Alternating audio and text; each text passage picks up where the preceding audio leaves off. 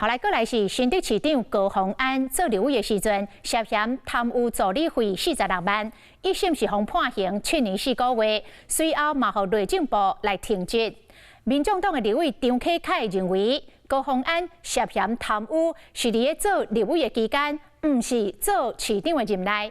伊认为内政部是得高斗菜刀，侵害到高虹安的工作权，根本就是违宪。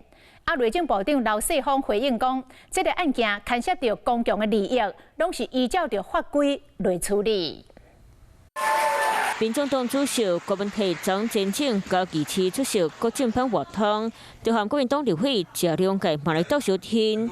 只不过民众党立委张启凯伫咧活动替精神的市长高虹安讲话，认为内政部停职违宪，这回引起争议。高虹安的事情明明就是他在立法院处理会的事情啊，所以来建国请跌割到菜的工作权是应该受到保障的。所以内政部一方面是不是违反了地方制度法也违宪了啊？工作权的保障，如果你牵涉到很明显的公共利益的时候，应该按照23条里面的宪法比例原则要予以规范。我们都是按照规定、按照宪法、按照我们的行政命令上面的规范来处置。高虹安一审被判7年4个月，随行天职。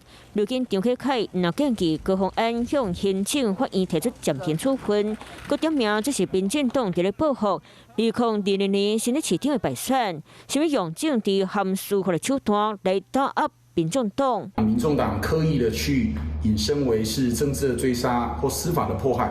我想这个并不必要了，同时间也是影响到整个政府的运作，也影响到对司法的信任。多项本正支持民众党的网红馆长陈之汉，伊的态度嘛甲过去无共款，伫咧直播直接甲高虹安骂。